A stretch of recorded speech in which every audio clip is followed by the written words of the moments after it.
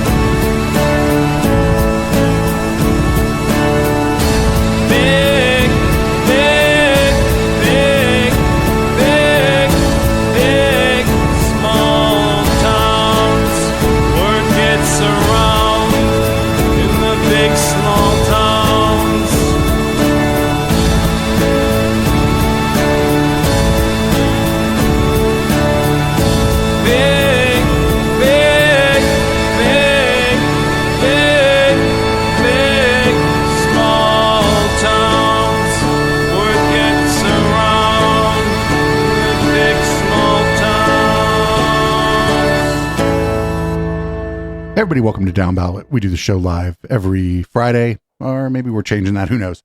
7:30 p.m. Pacific, right here on Twitch, twitch.tv/Echoplex Media. You can support this project many ways. Just go to echoplexmedia.com, click that support tab, and of course, live viewers, you all know the deal here on Twitch, how to give people money. I'm Producer Dave. You can find me on your grinder grid now in the East Bay. This is the Councilman. You can find me at THE_Councilman on X/Twitter, the X Twitter, maybe? X Twitter. And I'm still there occasionally, getting spicy. But if you really want to know where I'm at, I'm probably up in your business looking for an easement or some sort of encroachment on your property, maybe do some eminent domain action. You know, I'm digging through some land use documents. I'm probably up at City Hall, you know, on the second floor, the third floor, just hanging around. So you'll see me there. You'll see me there, and also on this show, obviously, 7:30 p.m. Pacific, most Fridays, except when we move to Tuesdays. I think we're moving to Tuesday. Yeah. Let's do it. Let's just do it. See you next Tuesday. Cunt. See you next Tuesday. That's the main reason to move to Tuesday, so you can say see you next Tuesday. 100%. That one's for the Aussies. We'll see you next Tuesday, Michael Jackson. But yeah, really happy to be here as always with you, producer Dave, and looking forward to digging into the local derp, because as we all know, all derp is local, and there's plenty of it right here in the South Bay for us to dip into. All right, what do we got for leading off? Today's episode of Downballot is called Workers United. So it looks as though a strike has been averted. We had reported earlier on Downballot that city workers in San Jose were potentially going on strike, which would mean a great disruption to lots of things, but really justified given their demands were not that onerous. But it looks like the deal that was struck did not go over so well with Mayor Ed 209, and he's making a big stinky about it. So we'll hear more about that here. City leaders have seemingly averted a contentious strike by members of two unions. The deal, which still must be ratified by the rank and file and passed by the council, could include pay raises of as much as 15% over the next 3 years. KTVU South Bay reporter Jesse Garrett live tonight at City Hall with the fine print and the mayor's very pointed objections to it. Jesse, good evening.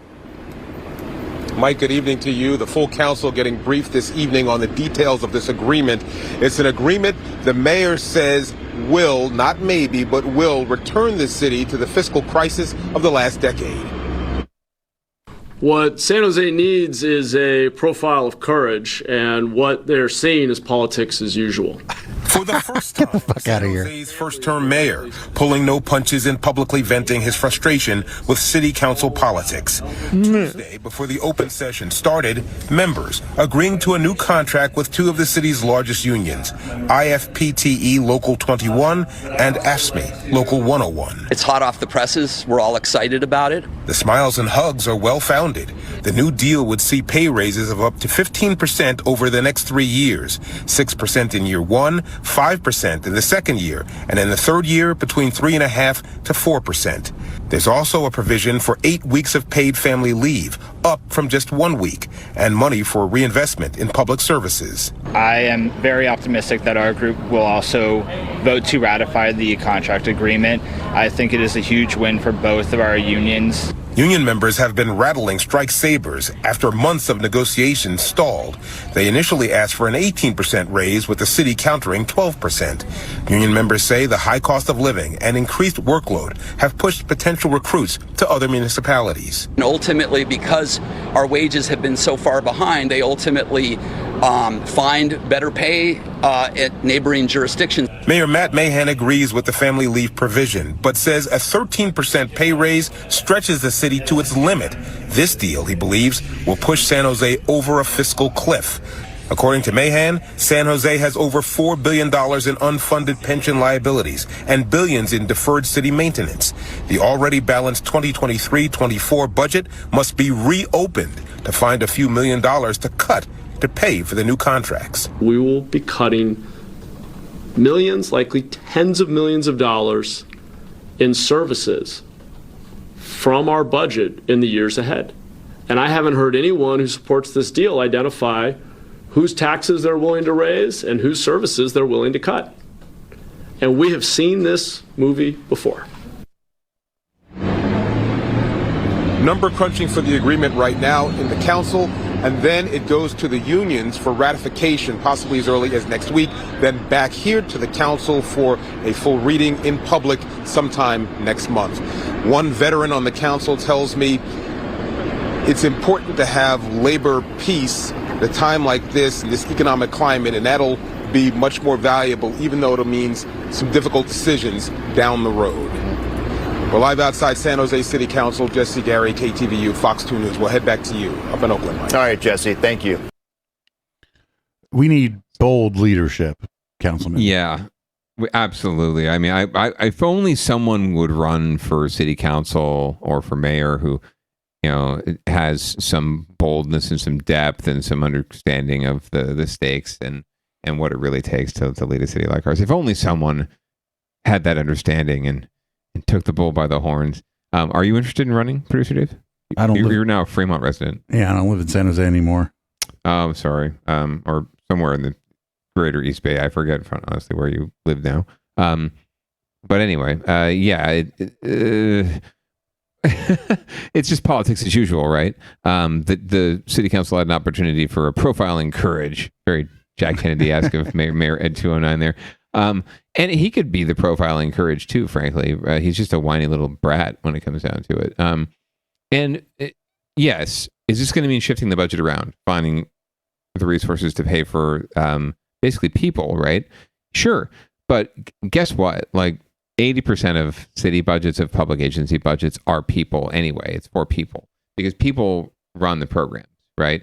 No matter how much we're all worried about AI and the great Skynet in the sky or in the future, in terms or whatnot, we're not there yet. First, and also, it still takes people to run programs when it comes to government services. So you're making an investment in the people and in these programs. You're not going to, you don't not necessarily have to cut the programs in the future because you're making this investment now.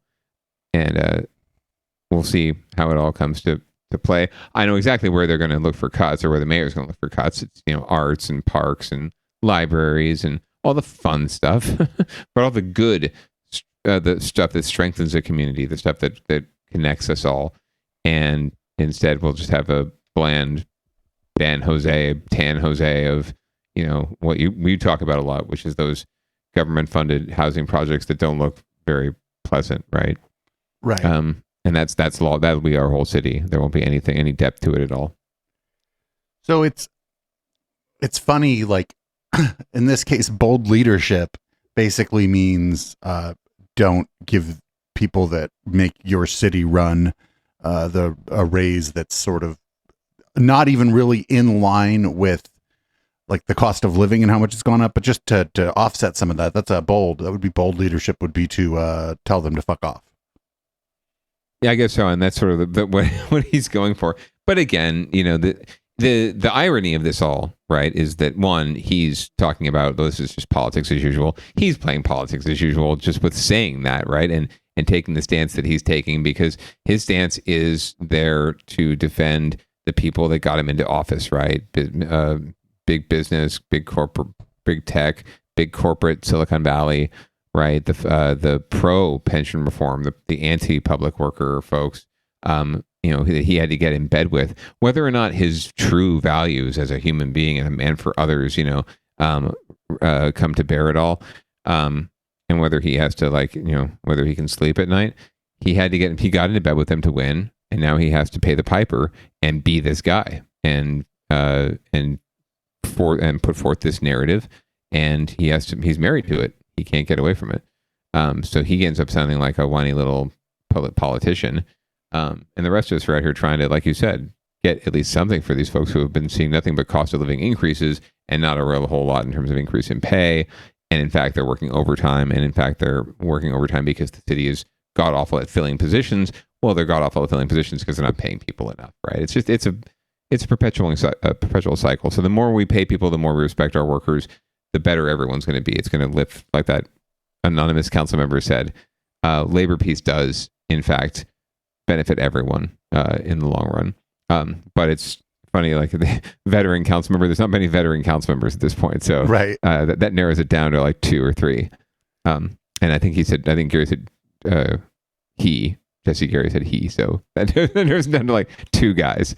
So we'll let you all guess who they are.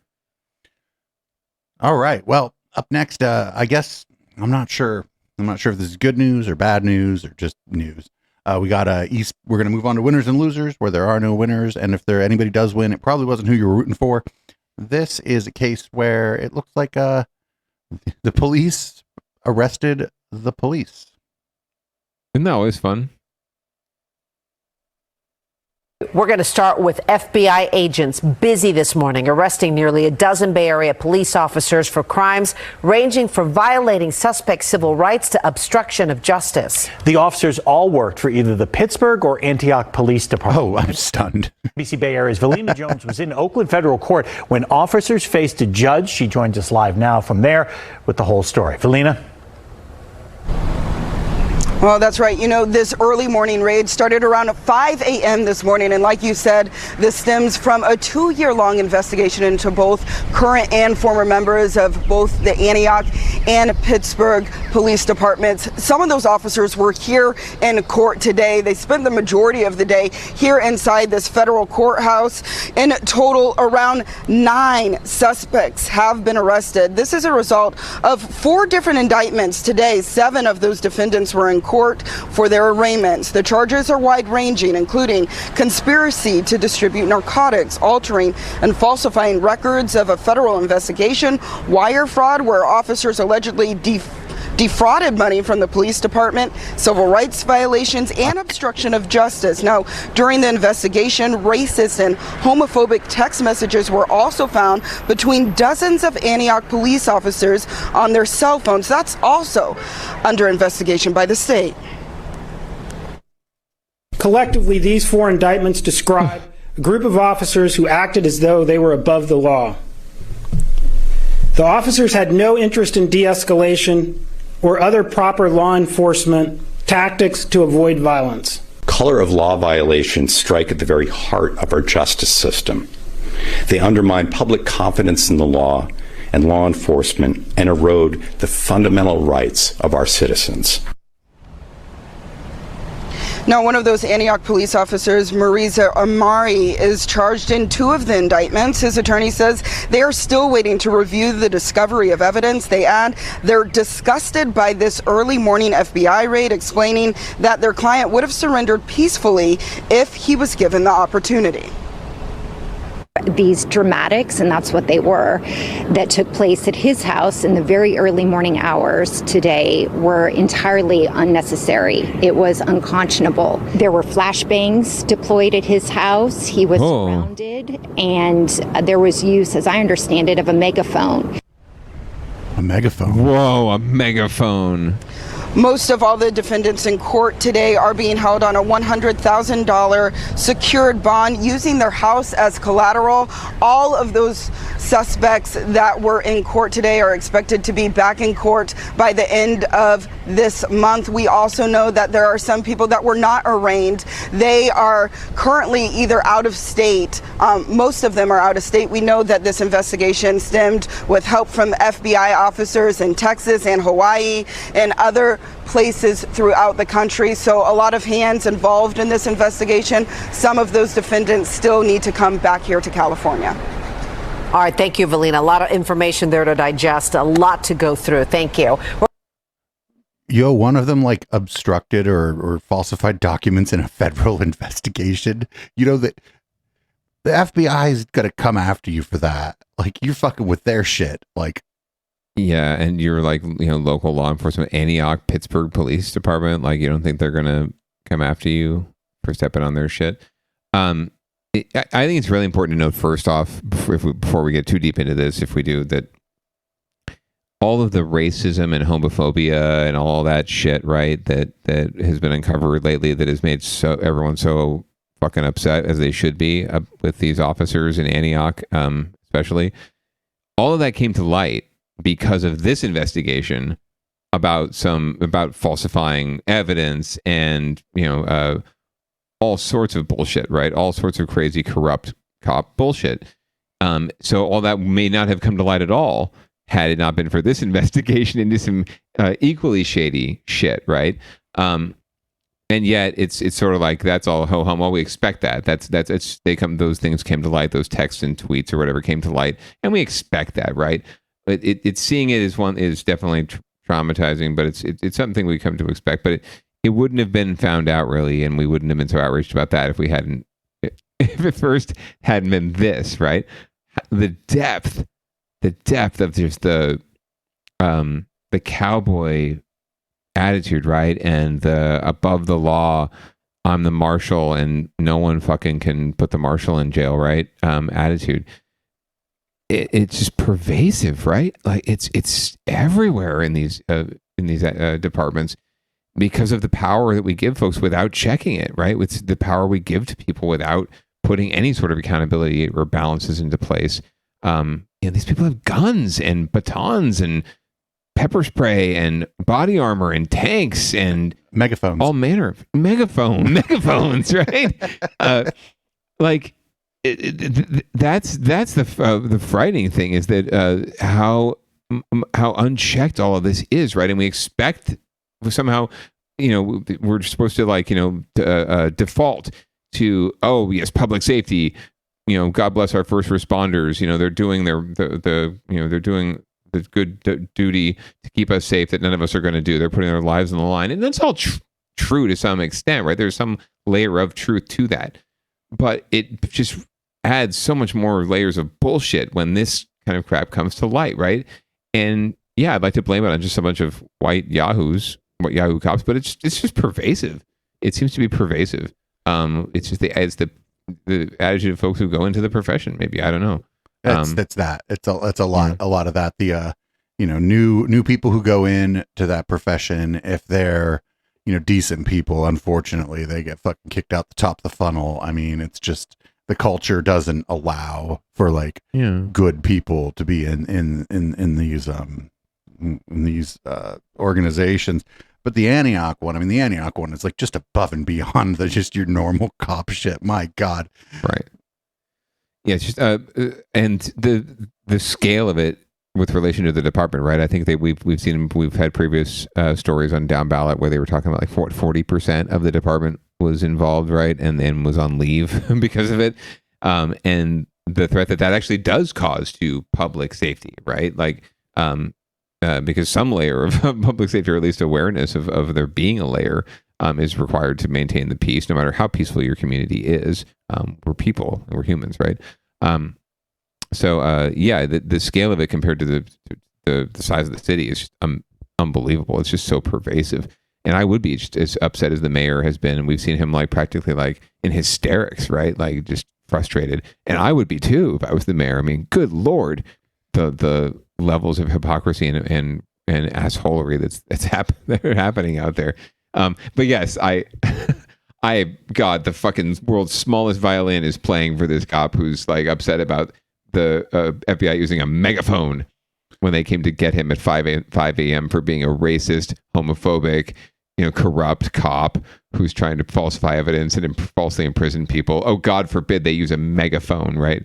You didn't get shot with rubber bullets. You didn't get shot with real bullets. They didn't break down your door and just randomly, indiscriminately shoot everyone, right? Which happens all the time. You've done it yourself, officer. I mean, the flashbangs are a little over the top, I think. Who fucking knows? You know what I'm saying? Who fucking knows what their investigation of this particular cop led them to believe might happen. Yeah. I mean, I'm not here defending the FBI and throwing flashbangs into people's houses and shit, but the FBI tends not to be a bunch of cowboy yahoos. Right. I mean, if I was this guy's wife and I just put down the baby, right? Or if I was this guy's husband and I just put down the baby, then I would be really fucking upset if they were flashbangs going off at 5 a.m., waking the baby up. But that's why I'd be pissed off. If anything, you have a right to be pissed off with the loudness and whatever, and maybe you would have just surrendered. Okay, fine. But don't have your attorney go on TV whining about how it was, unconscionable. Good Lord, what a bad look, right? For what you're being indicted for. Just shut the fuck up. I can't believe our attorney didn't say just shut the fuck up. I'm not going on fucking TV and saying that. That was the attorney that went on. Yeah, that was. Yeah, right. I can't believe the attorney didn't didn't advise them. No, I'm not going on TV to fucking whine for you. No, you're going to shut the fuck up. We're going to go to court. You're going to get off because you're a cop, and cops get off. So just shut the fuck up in the meantime. Right. Simple stuff. She could have just stopped at, we didn't expect, it to go down like this. He would have turned himself in. Just leave it at that. We're glad they've done that. But we're looking forward to exonerating him or proving, his right. She innocence didn't take that time to like, yeah. She could have even taken that time to like say, well, we look forward to the facts coming out in this case, and the kind of things that a lawyer's fucking supposed to say, not wham. Right. Man. So it all came across as Karen, like whining for Karen the cop, or Morteza the cop. Speaking of cops, anyway, the former mayor of Campbell and now state assemblyman Evan Lowe says his brother was an officer who pulled a partner to safety in an ambush. I don't know. We'll watch this story. I guess this guy can't be as terrible a cop as the one who got arrested in Antioch. Hopefully not. Imagine. Hopefully not. Well, who knows though? Who knows? This guy's probably done some shit too. The police chief, Anthony Mata, called the actions of the second officer a, quote, undeniable act of courage few will ever experience. South Bay Assemblyman Evan Lowe says his brother Ryan Lowe is the officer who pulled his injured partner to safety this morning. We spoke with Evan Lowe tonight to get his reaction to his brother pulling his partner out from the line of fire. Mike, even just as I talk to you, I'm shivering. I'm quickly going to be rushing down from Sacramento to give my brother a big hug. My older brother a big hug, and hold him as long as I can. There will be a time and a place to recap all of this, but you can imagine that the next days and hours for him and so many will be very perilous to relive and to think about what actually happened. The chief of police said the actions of Officer Lowe surely contributed to both of them surviving the ambush attack. Without hesitation or consideration for himself, the officer's partner extracted the victim officer from the line of fire to a place of safety where he began to treat her injuries. Officer Lowe has been in law enforcement for 10 years, 6 with the San Jose Police Department. Okay. So yeah, this is a rare winners item for the docket here, but I think it leads somewhat into the next story. But good on Assemblymember Lowe's bro for stepping up and protecting his mate. This has been in the news quite a bit lately. At least the incident itself has been in the news quite a bit, not necessarily the we probably elected connection. Did we miss it because we didn't do down ballot last week, or did I just miss it because I've been busy and not following the news? It's recent. It's been it was on the cusp of sort of the last week, but over the weekend, I think maybe early this week. So but yeah, the long story short, there was an ambush attack of however you want to define that, of a San Jose police officer, a female officer. She was shot, I guess, outside of her vest. She's in the hospital now, recovering. But Evan Lowe's brother is her partner, and was there on the scene, Johnny on the spot, and was able to at least assist her until the paramedics arrived. But good on him. And so a good story. I wanted to follow up with a story about some god fucking awful cops, with at least a story about one cop who did well. But also there is a loser aspect to this in terms of cops getting ambushed in the first place, especially in San Jose. And just another sign that there is definitely some. I don't put this at all to like the economy or whatever, the situation out there we're dealing with poverty and whatnot. I don't ascribe crime to that. This is, I think, much more about the friction that's developed and the distrust that's developed between and continues to develop and has been there since the beginning between police and the policed, right? Especially the communities that are over policed, right? So I don't think this is the end. I don't think this is the last time you'll see something like this. I think you're going to see more interactions and more confrontations, unfortunately, and yet to be seen what the consequences will be. So, yep. Well, our next story is an odd one to see based on just socioeconomic factors. So I just wonder, right? I want this the name of the title here is San Jose ranks second in top U.S. cities to raise a family. And my question is, for who? For people who like museums and, strollers. I don't know. And have 2 6-figure incomes. There you go. That's right. Okay, well let's see what the news has to say about this. fabulous. Hopefully it's Monica. 17, well, the Bay Area's biggest city has just been named one of the top places to raise a family. U.S. News and World Report looked at several factors for the list, including the cost of living, average salary, and quality of high school educations. With those ratings, San Jose came in as the second best city to raise a family. Number one, Huntsville, Alabama. San Jose earned a high ranking for having the best college readiness among high school students. No other California city made the top 25 list. Well, second only to Huntsville, Alabama. Yeah, I know. We're coming for you, Huntsville.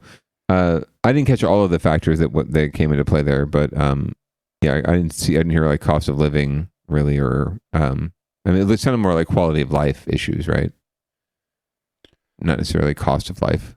So, I mean, I guess you average salary versus cost of living, but I just wonder like how they like for I'm just confused because I feel like there's a lot of places where it's much more affordable and there's like more stuff for families to do. Like San Jose is kind of dull for like there's like what do you, there's not there's like what is there's the tech museum and the children's discovery museum and what else? There's quite a few. I mean, there's actually quite a bit of stuff. I mean, Happy Hollow, you could go into a lot. There's quite a bit of stuff out there for families to do, right? Like the quality of life, frankly, is not necessarily the issue, right? Like we talked about it before. This is a very safe city, first and foremost, right? Like we don't need a very large police force. We haven't needed it, and we're not falling into the great abyss because we don't have a huge police force, because this community is relatively safe and we look out for each other, and it's generally a safe community. It's suburban-esque. So there's that aspect that's good for families. Then, yeah, there's Children's Discovery Museum, the tech. There's a lot of there are actually a lot of ways to engage. A lot of great programs out there. A lot of youth programs, youth arts programs, music programs, and good public schools for the most part. Like we complain about, a lot of folks complain about them a lot, but it's actually pretty decent in terms of our public school districts here, and in San Jose especially. So there's a lot of good for them. But yeah, the bottom line for me, being a parent now, right, with Bad Baby, I'll give you an example. Like you go traveling right now, you pack a bag for yourself, you get in a plane, you get in the car, whatever, you're gone, and that's fine.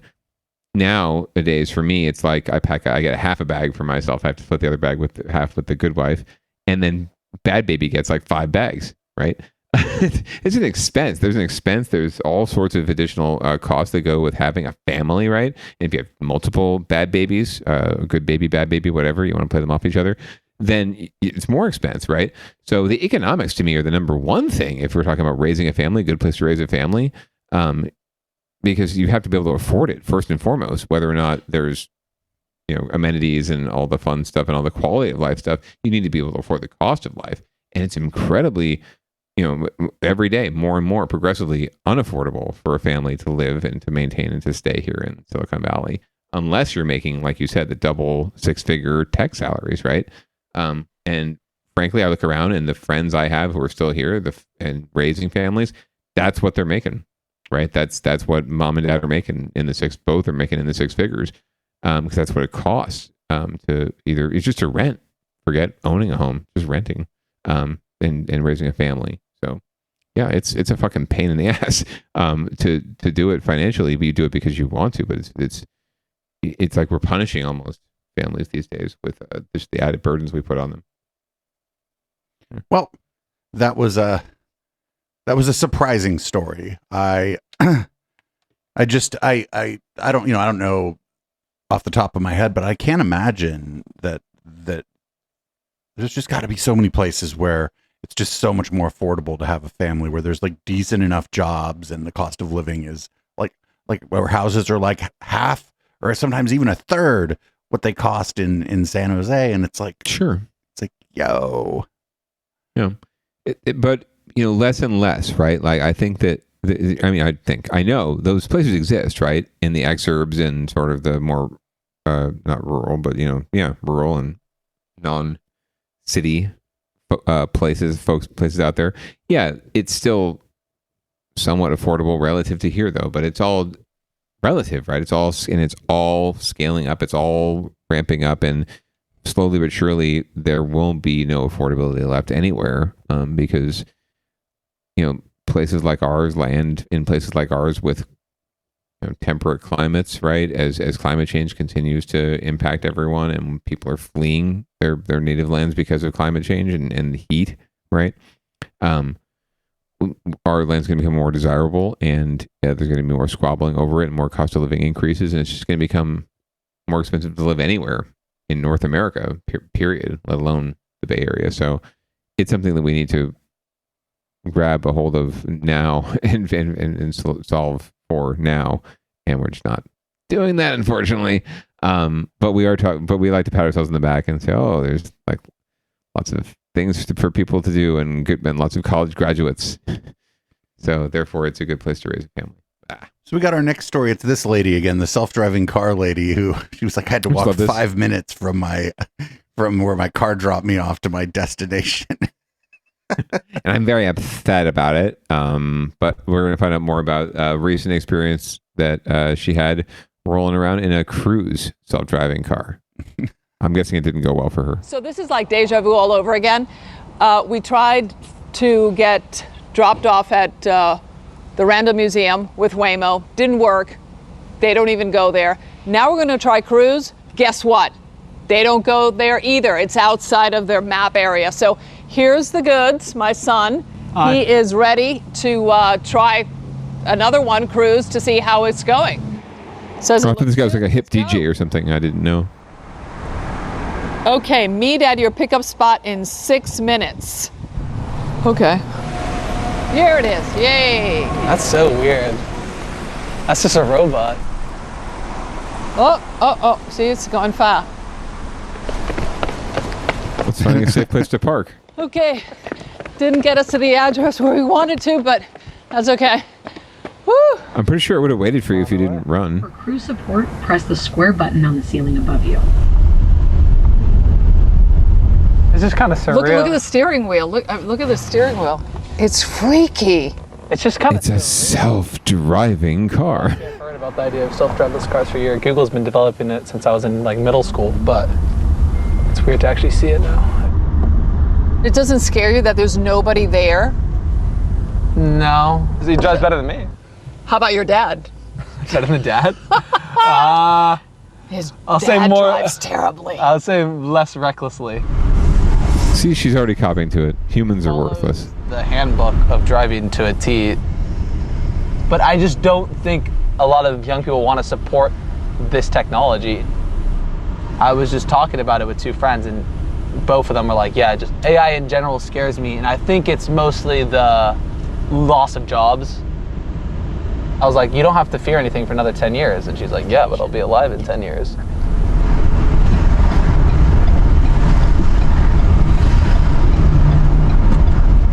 Wouldn't this be the perfect way for moms to get their kids to school so they don't have to do it? As a kid, imagine not having those conversations with your mom on the way to school or wherever. It just getting in the car with your brother. That's so depressing. Sterile? Yeah. Nice mustache. Just gonna say it. Would you say that San Francisco is ready for this? Why does SF need it? Why do we need this? Why do we need you? I don't think it's a specific SF in this story. When you ride an Uber and a Lyft, the reason why you pay so much is because you got to pay the company and you got to pay that guy behind the wheel. There is no person behind the wheel. You just pay the company. Yeah. So it's cheaper, yeah. If this costs you the same as, let's say, catching a bus, which is what, $2.50, would you do this instead of the bus? Yeah, but I think that there's a lot of issues that come before then. If you have this 40 people that are on a bus that are now in cars, traffic is even more jammed up. I mean, the city is jammed already. Yeah, but it would add a lot of congestion. Wow. Do you see that? It's blocking. Yeah, it's blocking the intersection. Oh man, wow. It's reacting like a human being would be by blocking. The guy on the bike's like, fuck you. This is supposed to be supposedly super safe. Wow, are you noticing that kind of like going back and forth in this lane? At first, to me, it feels like, oh, this is kind of cool. And then it makes mistakes. And then I start feeling not that cool and secure. I love how journalistic the story is. Well, as I discovered, it doesn't take us all the way home. Home is just outside of the mapping area. Okay, well, so here we are again. Not where we want to be. In the safest place to park. We've arrived. Thanks for riding with Cruise. Like the car was seriously looking for a safe place to park. I'm pretty sure. Like, oh, there's people parked there. Oh, there's people. I'm not going to double park. I'm not going to block traffic. I can't block traffic. Oh, here's a place to park and let people off safely. Right? You know what probably stops right in front of the fucking museum? Your feet or your bike? The bus. Or the bus. The bus. I bet the bus stops right in front of the fucking museum. Beep, beep. Yeah, for sure, man. Good Lord. This is what a dumb, just the loser here is everyone who, like, including us, who had to spend a couple minutes watching the story, right, to the journalist who just is not very much of a journalist. Like, good Lord, like, how much worse can you get than enlisting your son with the awful, like, fake, cosplay porn mustache, to validate your story? Like, you couldn't find another millennial or Gen whatever to Gen Zer to back you up on this story. Like, and all you're doing is complaining. Like, so both services didn't go to this museum. Maybe you're not typing in the right address. Maybe like the museum name isn't correct. Like, I don't know. Maybe that's just not accessible by a car. Maybe like a bus or your bike or your feet might be the better option to get you there. But yeah, it's just stupid. Someone who's got some sort of problem with it and wants to do a story about it, and their producer let them do it. That's the sad part.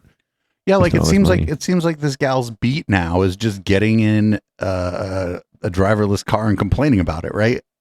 Sure. And frankly, like, Big Guy Chaban's been able to like make a career out of just putting himself on camera, beating up on homeless people and folks who are experiencing major mental trauma, right?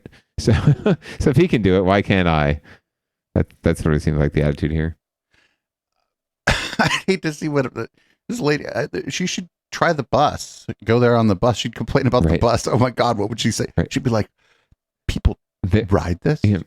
It smells like pee sometimes. And I've seen people like who don't look like me on the bus. I don't know where they're going, but we're on the bus, and I can't escape sometimes. I feel like sometimes I'm trapped. I wonder if she ever takes the underground, the Muni. Ooh, wouldn't we like to go underground? I like the Muni, actually, in San Francisco. I do dig it. And that is the Central Subway. Yep. All the way to, so can't wait to use that. That'll be fun. So up next, a story we've been covering. The board, there's a high school, I forget where it is now, Concord High, the Minutemen. I guess they're changing the mascot from the Minutemen, which I guess they were gonna, and then they weren't gonna, and then they were gonna. They kind of can't make up their minds. They can't make up their minds about this shit, but it's Concord, which is actually Antioch adjacent, so that maybe says a lot about the story. Maybe that guy looks like a cop. We need to change that guy's falsifying records when he's not standing on this.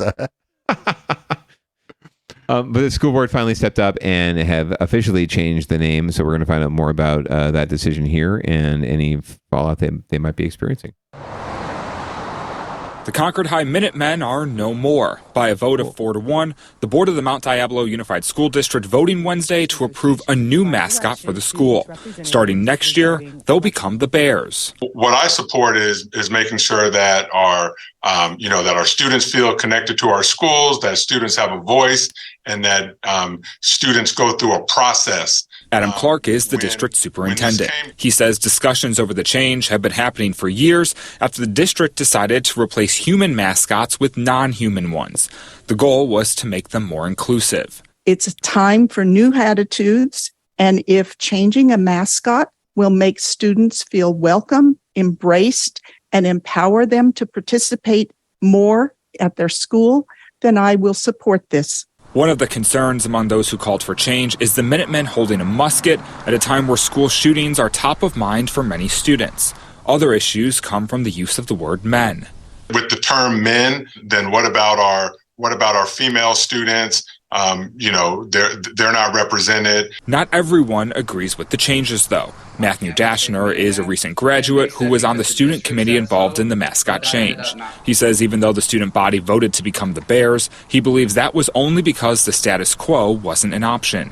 They never asked us if we liked our current mascot or if we wanted to change it. We were just told that it had to change. The cost to change the mascot is estimated to be around $200,000. What? Money that Dashner believes could be better spent improving student life in other ways. It's kind of the identity of our teams. We fight even when we're down and the odds are stacked against us. We just keep fighting, keep going. Getting used to see Cocaine Bear. Our country was created, the Minutemen. In Concord, Tim Johns, ABC 7 News.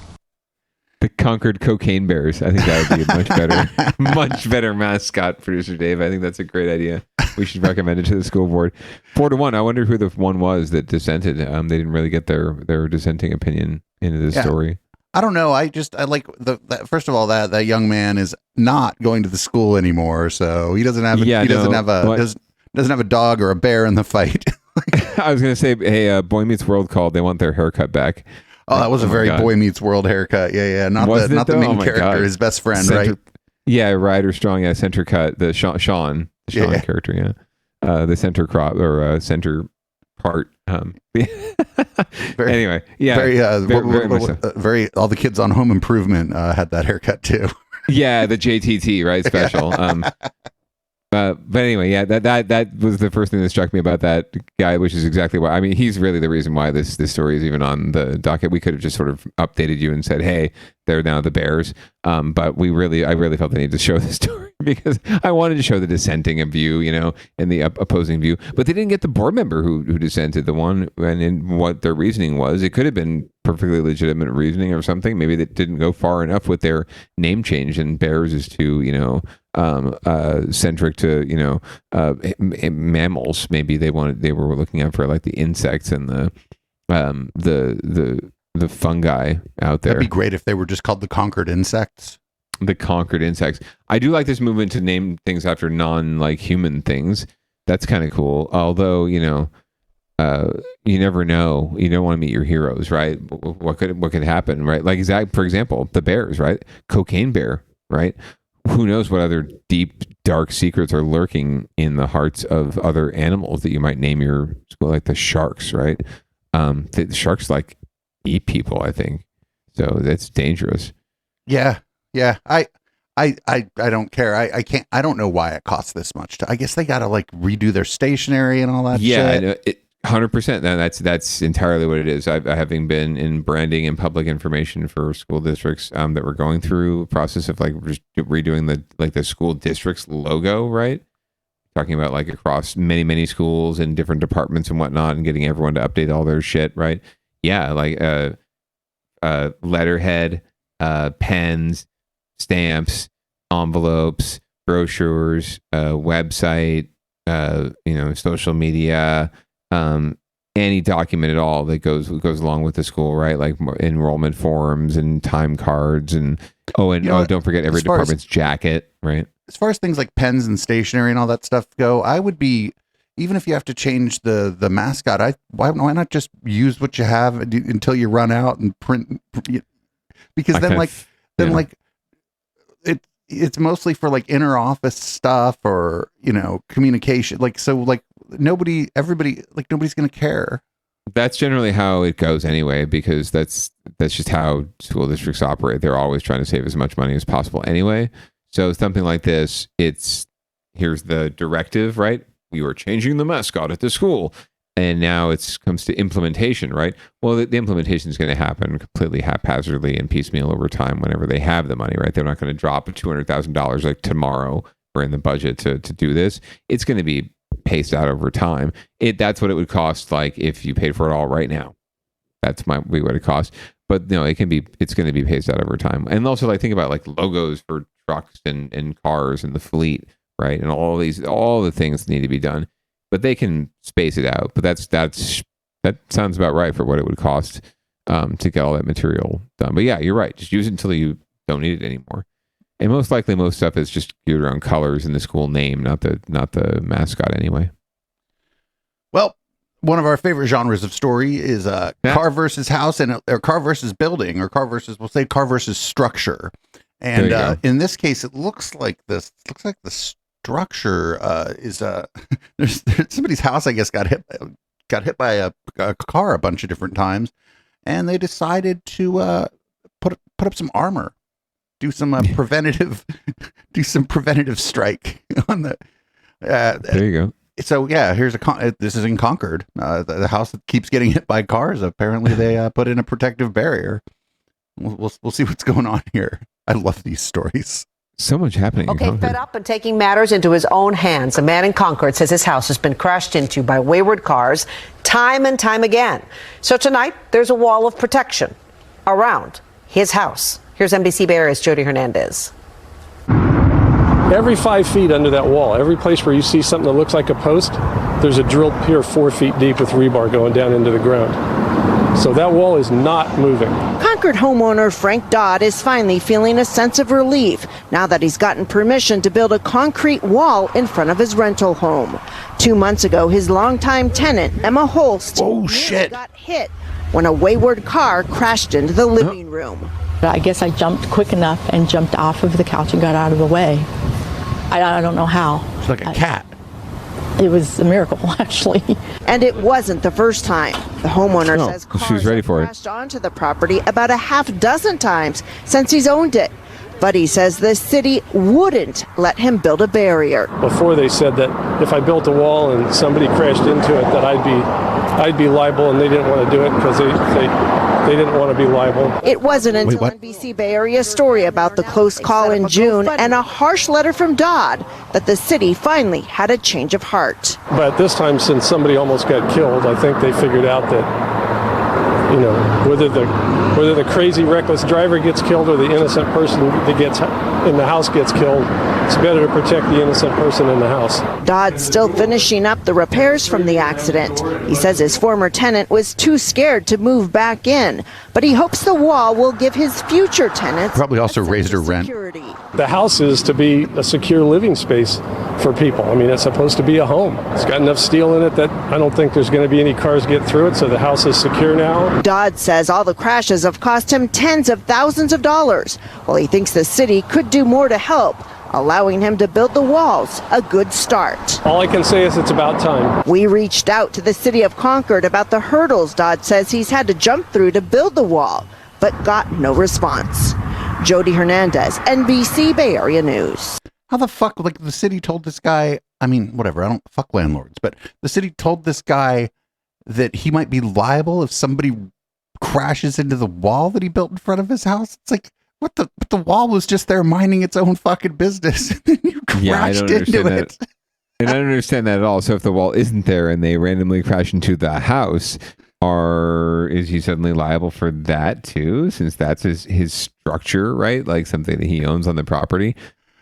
This is very, very shoddy logic on behalf of the city of Concord. I don't know who to complain to, but I would definitely complain about something to someone, because that's just ridiculous. But somebody in chat just said, isn't a house really just a fancy wall? I was gonna say you were saying like that the lady who nearly died there, like, you know, I'm guessing her cat-like reflexes are a result of having this happen before in the same space, right? And just being like sort of constantly ready for a car to come crashing into the living room at any time. That she didn't move back in. No shit, she didn't move back in. She's like you. Well, first of all, that it wasn't fit to be moved back in when we once right. Well, when we saw the inside of the house in the news, right, it wasn't fit to be moved back in anyway. It was still being worked on, and so maybe like part of her logic in not moving back in is it's going to take a few months to fix this place, and I need to live somewhere, and so I'm going to have to like sign a lease somewhere. Yeah, absolutely. I mean, unless he was super cool and offered to put her up in a hotel or some shit, but I don't think not very likely. Not very likely. I'm guessing this is naturally affordable housing, so it's a shame that that would have come off the market. So it's good that he's protecting it and he's protecting his tenants. So hopefully not having to raise the rent to pay for the wall. Yeah, that might be why she didn't move back in. He's like, actually, this is an improvement. I'm going to raise your rent. Now you don't have to have cat-like reflexes to not get hit by a car. Your rent's going up $300. We're going to build a wall, and my tenant is going to pay for it. That joke was just hanging there. I should have grabbed it. It's out of here. Oh, okay. All right. Anyway, so we're gonna move on to get here. your shit together, and the segment used to be called San Francisco Get Your Shit Together, and it's more and more about San Francisco lately. So looks like the population of San Francisco is shrinking, and then there's some weird birth rate shit here that I'm a little anytime anybody starts talking about birth rate, my fucking spidey sense goes off. So let's see what's going on here. San Francisco's population is shrinking. Birds have been declining in the city. So we're seeing right now a little bit over 7,000 birds a year. And we expect that to decline to roughly around 6,000 in the next 40 years. According to the latest data from the state's Department of Finance, there are two factors working together towards this decline. Women and families overall are choosing to have smaller families. And the second is that women are starting to have children at later ages, which in turn means they have less time to have more children. According to the state's demographer, they're projecting San Francisco will have more people dying due to age than babies will be born by 2025. As the population gets older, you're going to see higher death counts just because there's more people over 70, 80 than before.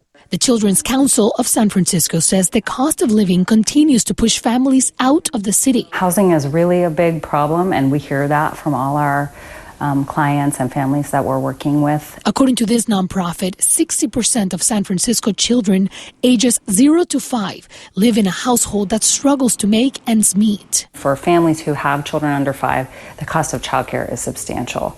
It can be around 30% of your income, and that's if you're making ends meet, which really requires about $165,000 for a 2-adult household with 2 young kids. On average, childcare can cost $20,000 to $25,000 a year per child. The Children's Council is hoping their nonprofit can help future families. The research is showing all sorts of decisions being made by young San Franciscans that they're hesitating to take on the costs of having a family here. And of course, we want the city to be family friendly.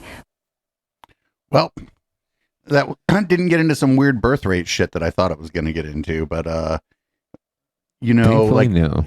the if people can't afford to live somewhere, they're going to move. That's why the population of San Francisco is going down, and that's eventually like something's going to give, right? And then it's as more and more people leave, it's going to hopefully maybe housing won't go down, but housing might like flat, end up flat.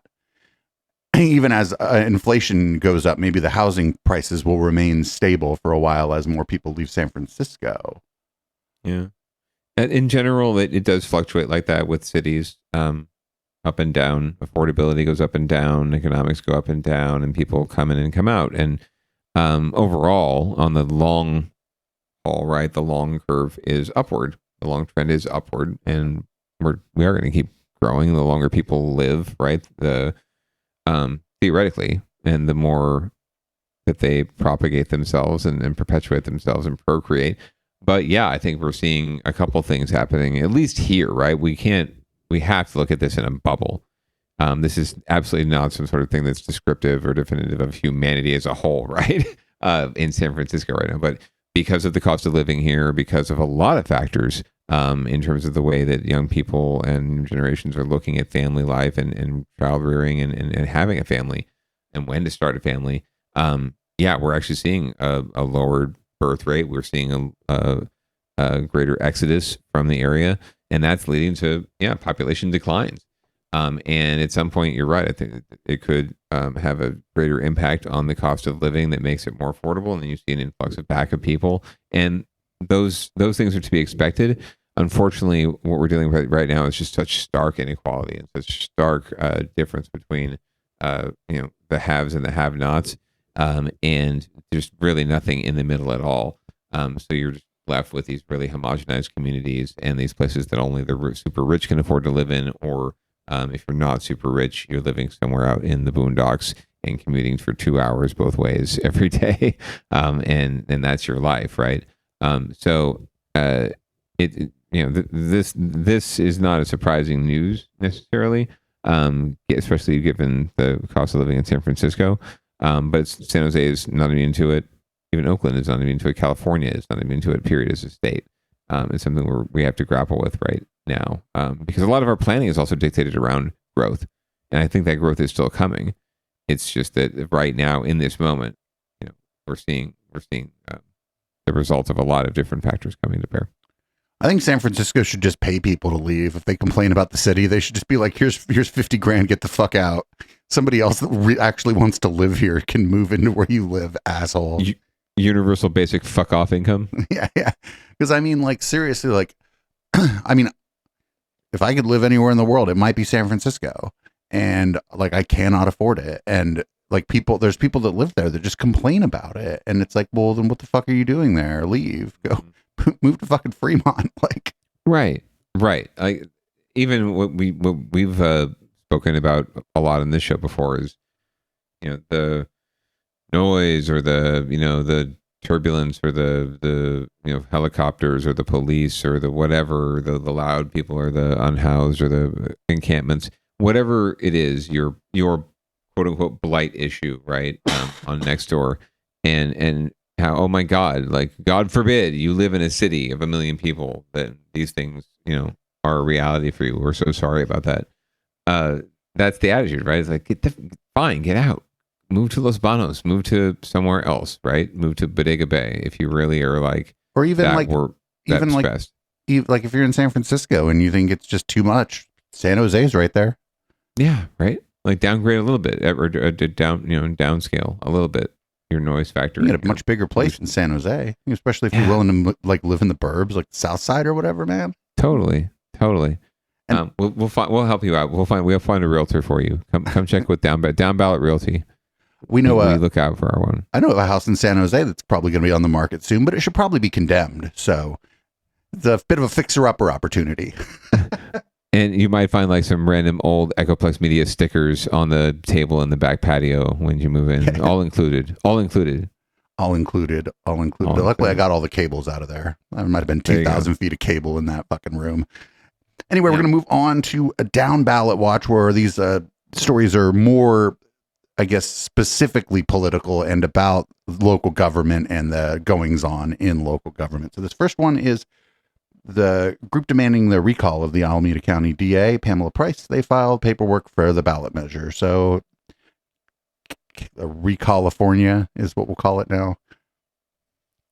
The effort to oust Alameda County DA Pamela Price, and it just took a major step forward.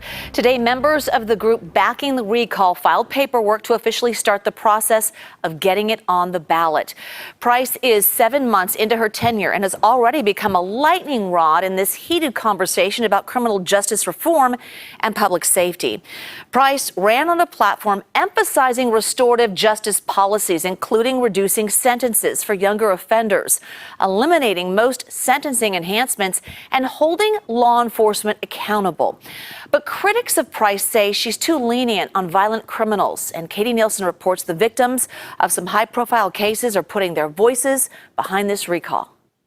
Lori Mose came to the registrar's office here in Oakland today looking for justice.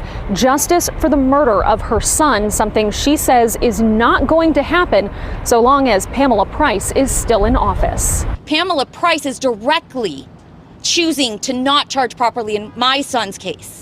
Blake Moe's mother, Lori, has been a driving force behind SAFE, or Save Alameda County for Everyone, where she and others in the group have filed paperwork showing the intent to recall current district attorney Pamela Price. Blake Mose was shot and killed by a suspected shoplifter 4 months ago as he was working as a loss prevention officer at the Home Depot in Pleasanton. Since then, his mother, Lori, says DA Price is going easy on the female suspect in her son's case, not charging her with robbery or adding sentence enhancement that would mean more jail time if she's convicted. I think that she is really advocating more for the accused than she is the victims. Some families of victims believe Price has been pushing for the shortest possible sentences. But Price said in a sit-down interview last month with our Betty Yu that she does not believe in adding sentence enhancements.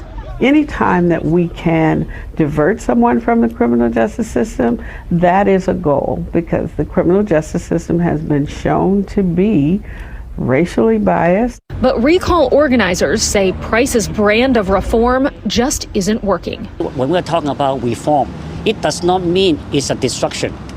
Reform means to make it better, but it's not making it better.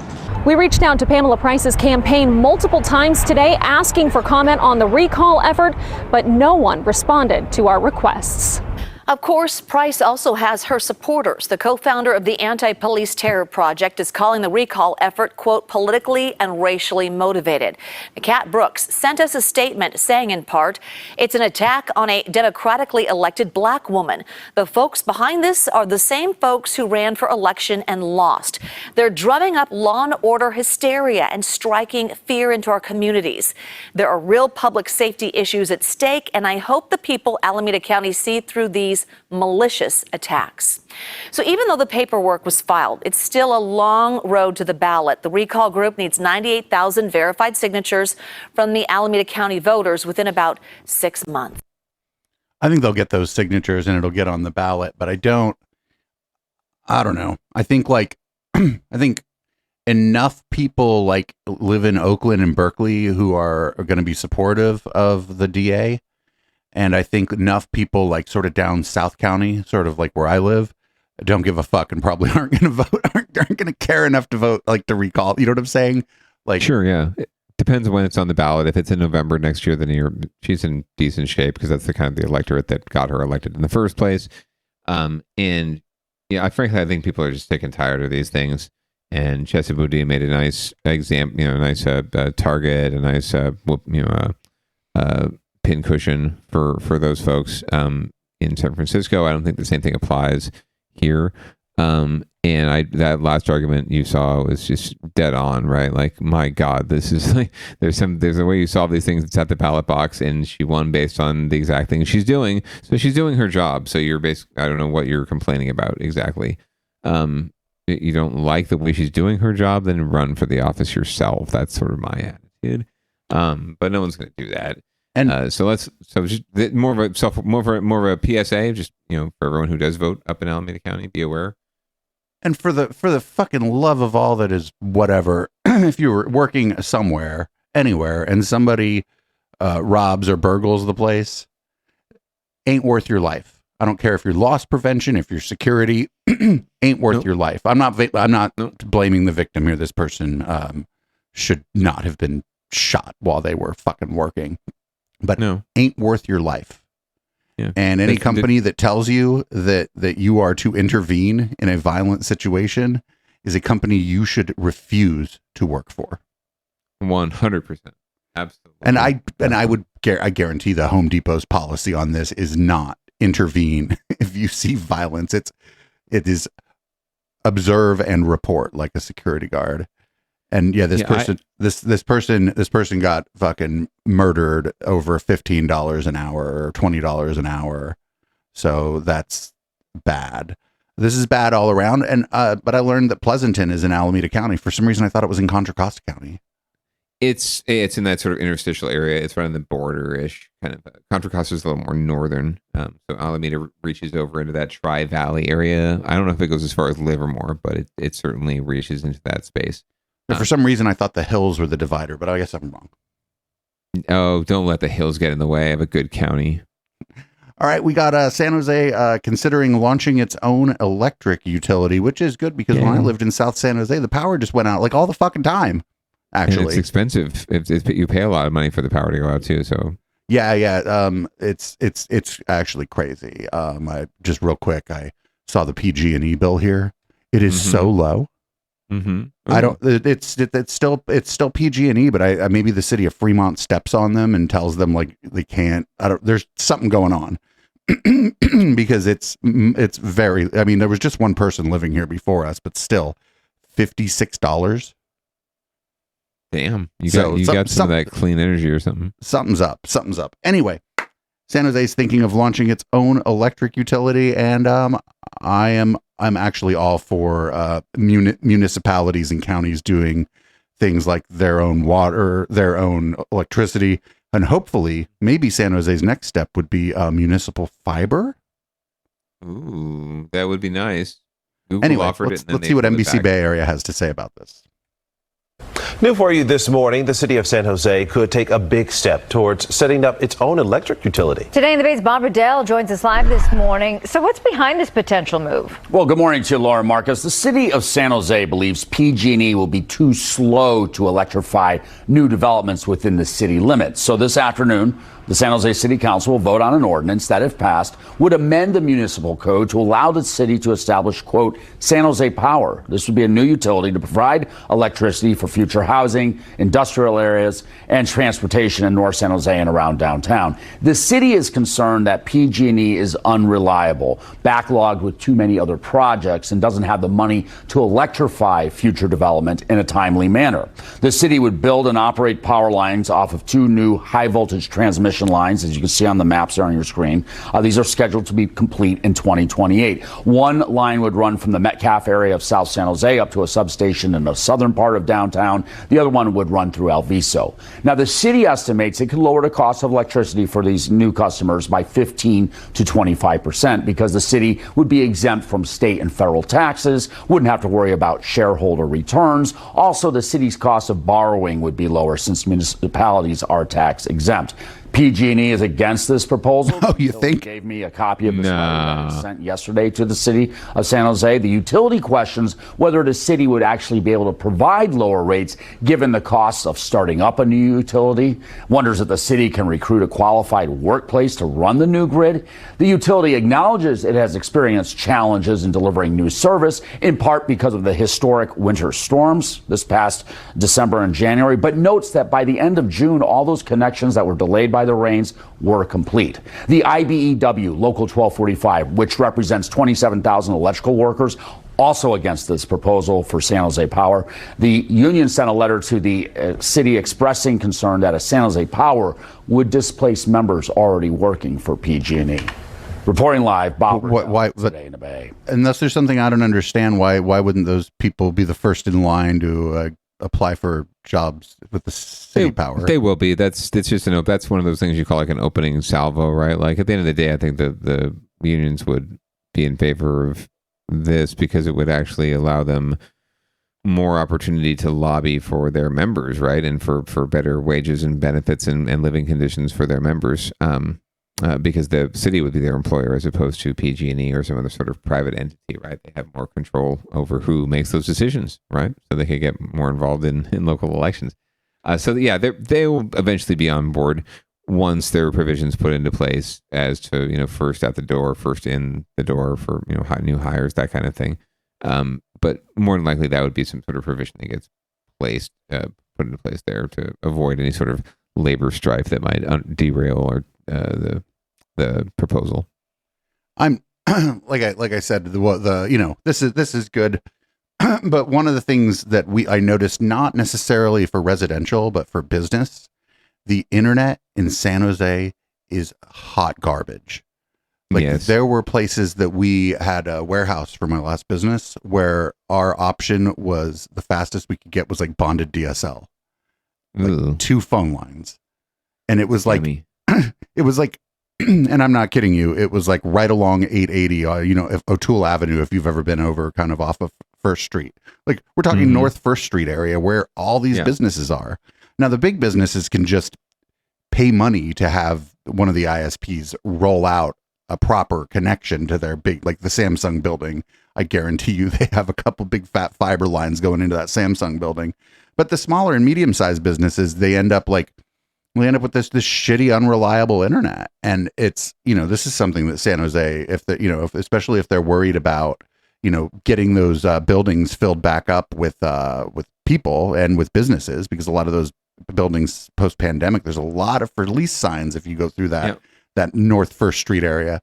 This is something the city could just, good jobs for people and like just all kinds of benefits for municipal fiber. And a city like San Jose is like prime for it because because one of the things that people don't realize is that the internet infrastructure, because it was rolled out here first, is old.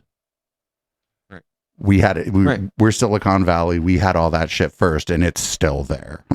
And some people are still using it. We're still using that dot matrix shit. Whereas, like, there's places like places. Where was it? Was it Knoxville, where like 90% of the city has access to fiber internet in fucking Knoxville? I think it was, and it's because they didn't roll out first, and so.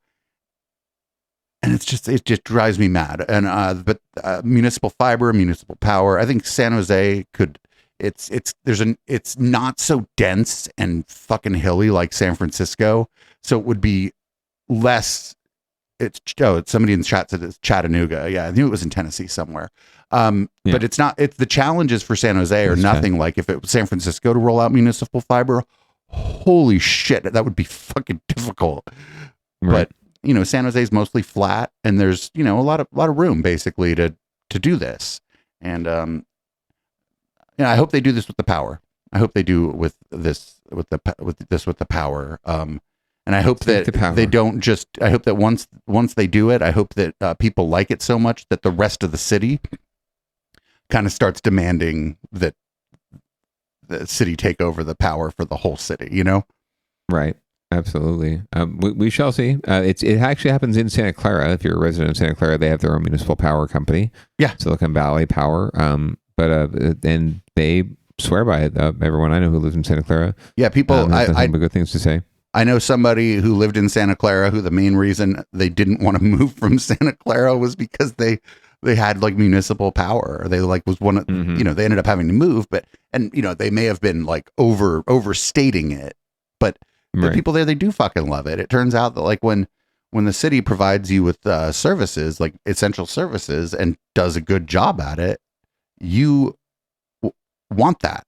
You appreciate it, or even better, you don't even think about it until you're like, fuck, I gotta move. Oh man, I'm gonna have to fucking pay 3 times for the electricity bill for PG&E. God damn it. Yeah, well, so the vote, or not the vote, but the consideration has been deferred until October now. So it's going to be a little while longer that they're going to be thinking about it. So we'll find out more, and we'll bring it to you on Down Ballot when that happens. We'd love to follow up. Well, we have another thing, and we're right on time, actually, this week. This is great. So this is great because over this week, on one of my days off, I think it was Tuesday, I got bored, and I was like browsing through Amazon Video, and I'm like, I haven't seen Cocaine Bear yet. And I watched that, and then this story shows up on the docket, and I'm like wondering, is that how the bear got to the top of Half Dome? Did a little cocaine, like found some cocaine in the camper's bag, and like, I'm gonna fucking Half Dome today. I keep talking about it. I'm gonna do it today. I'm gonna do it. So we'll find out what happened. National Park say they have seen evidence that a black bear climbed to the top of Half Dome. On the park's Facebook page, the rangers say since bears are excellent climbers, it's probably didn't even need to use that 425 feet of cable that leads to the summit of Half Dome. They say the discovery of the bear's presence on Half Dome is a good reminder that bear safety applies everywhere in Yosemite.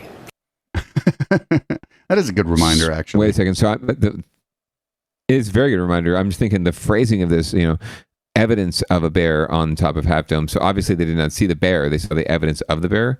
I'm guessing scat, like they did drop a dump, and they're like, we saw some bear poop. Yeah. Okay. Well, good on the bear. Congratulations for that ascent. It is quite precarious, so be careful, especially in the dark. But bears are built for that shit, so good on them. And that's another thing. That is another thing. Well, that was fun. And I think we'll be back on Tuesday with another, maybe a shortened episode of Down Ballot, because there'll only be a couple days of news. We'll be back this coming Tuesday, and I do believe after that it'll be the first official time that we do the public comment show, as opposed to oftentimes watching local government meetings. We'll actually be kind of officializing it. I'll be kind of poking around maybe for a co-host, maybe you, if you can stick around late some nights, maybe you, and maybe if there's somebody out there who lives in a place where it gets a little spicy at the meetings, maybe you could hit me up out there if you're listening to this and you're like, I don't live in the Bay Area. I got a couple people from Shasta that are probably going to be joining me occasionally, and yeah, it should be fun. So everybody, make sure you're back here on Tuesday. Like I said, it'll probably be a shorter episode of Down Ballot. Maybe we'll pop into the live San Jose City Council meeting a little bit at the end if we don't have enough. If we can't fill enough of it up, we'll see what's up. But there you go. If we can do that, that'd be a good time. I think it'd be a great segue. So we'll see you next Tuesday. You want to read this show out? Sure. Once again, everyone, thanks so much for joining us, listener, viewer. We appreciate you. Please subscribe, do all the things, give us money, go to echoplexmedia.com and find out how you can do that. And in the meantime, producer Dave, thank you for running the dials again. Stay tuned for Conspiracy Bingo and turn your lights red. Remember, it's very important to get vaxxed, to wear a mask, but pants are completely optional. This is Audible Smoke. Have a great weekend. Peace out.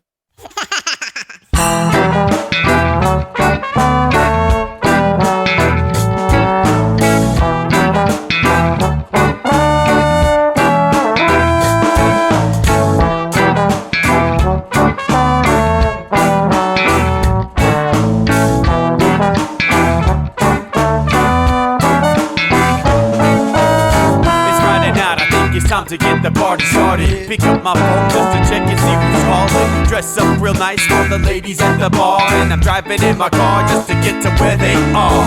Here at the local scene is where I plant my feet. It's where I smoke my cigarette and I hold my drink. I look at all my friends, they're all blazing greens. Here at the front of the stage waiting for MTV. Where are those guys who's standing next to me with a pipe in his hand ready to blaze for me? About 5 minutes later we're all singing Queen. Now get the fuck up on stage, man, rock the scene, yeah. We do what we want, and what we want is to jam. So sit back and enjoy the band. We do what we want, and what we want is to jam. So sit back and enjoy the band. Enjoy that band. I turn and head back to the bar for a refill, man, because you know where we are. We're headed out to the car to smoke another one and another one. Now just when the magic starts kicking in, I hear relapse playing, you know it's time to head in. Alright everybody, now it's time to grab a new drink. Spark it if you got it and then pass it to me, yeah. We do what we want, and what we want is to jam. So sit back and enjoy the band. We do what we want to do, and what we want is to jam. So sit back and enjoy the band. Enjoy that band. Last up on the bill for the show tonight is Down and Dirty at 5, so we're headed outside to spark up another joint. Now who's got my lighter? Stoner E, of course, shouldn't you be inside? I'm all up in this bitch, being who I gotta be. I'm fucked up like the U.S. economy. The truth is that I don't think logically. Stoner E take you on a psychedelic odyssey. Now inside motherfuckers is rocking me, and outside shit we smoke a lot of broccoli. Rocky the roller, yo, that sexy girl be jocking me. Ain't too drunk to fuck, but I'll probably do it sloppily. We do what we want to do, and what we want is to jam. So sit back and enjoy the band. Enjoy the band, enjoy the band. We do what we want to do, and what we want is to jam. So sit back and enjoy the band. Molly say that he like jamming, and he hope he like jamming too. Well, I gotta say, thank you, Bob, we do. Yes, I gotta say, thank you, Bob, we do. Well, Bob Marley said that he like jamming, and he hope he like jamming too. Well, I gotta say, thank you, Bob, we do. Yes, I gotta say, thank you, Bob, we do. Yeah, we do what we want, and what we want is to jam. So sit back and enjoy the band. We do what we want, and what we want to do, what we want is to jam. So sit back and enjoy the band. Enjoy that band. We do what we want to do, what we want So sit back and enjoy the band. Enjoy the band. We do what we want, and what we want is to jam. So sit back and enjoy the band. Yeah, yeah, yeah. Just sit back and enjoy the band. So sit back, just sit back and enjoy the band. We just do what we want, and enjoy what we want is to jam. So sit back, just sit back and enjoy the band. Just sit back and enjoy what we want is to jam. Can't get enough Echoplex and want to keep the conversation going with the hosts and community when we're not live? Then join our Discord server at discord.me/Echoplex. We have text channels, voice channels, meme repositories, and a whole section of screenshots that we don't even remember where they came from. Come join the Now Space on Discord at discord.me/Echoplex.